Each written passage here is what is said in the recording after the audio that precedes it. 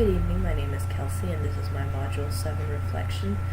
The first question asks, after watching the lecture and reading the articles, describe your thoughts toward online learning at the K-12 level.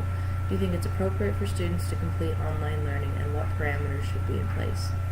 I do think students should have a good knowledge of online resources and learning there, because there are so many resources that are available outside the classroom. I don't think it should be a fully online course at this level, more of a blended learning where teachers teach in the classrooms and then provide extra materials for students to go home and learn. I also would think that this should be more in the upper grade levels, not the lower ones, where students are still trying to become competent at reading and writing and basic arithmetic. I think that the actual online learning portion should come later. Although if the teacher wants to go ahead and implement extra study materials for the students to use while they're at home, this would definitely be a good way to bring the online learning aspect into those younger classrooms without making it required at that point. I think as far as parameters, students need to understand that the use of online learning does not replace classroom instruction at this point in time. Going into the second question, it asks, do you think every state should require students to complete an online course prior to high school graduation? At this point, I don't. I mean, granted, they may end up doing online courses in college. If this was going to become a requirement, I could see it more as being an intro to management information systems. We have that MIS 101 class here at Fort Hays State that I thought was a good one to take online, because so much of the things you're learning about have to do with the hardware and software that you're actually using.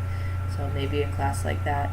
But too many of the classes that students take in high school, I wouldn't see them being online courses. Blended perhaps, but not a fully online course. Describe your experience working with the LMS. Which system do you choose to work with and why? What did you like or dislike about the system, and how could you use the LMS as a future educator? I went ahead and used Edmodo.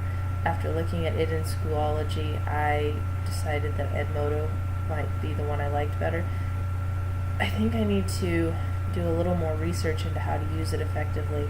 When I went in to set it up, everything was posting down to the little kind of message board there, which would be fine. I did try and get into the folders, but I wasn't having a whole lot of luck there. It's like setting up a week 1, week 2 lesson guide is what I would rather do.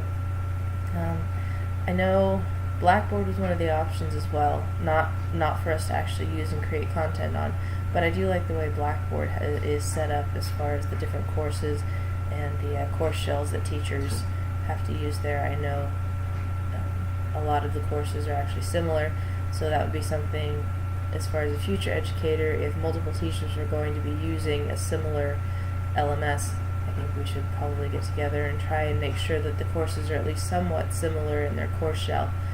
Maybe have one overall shell and then different subjects can branch off from there so as not to confuse the students too much. As far as online learning in general, I have to use it as a college student, otherwise I wouldn't be able to finish my degree.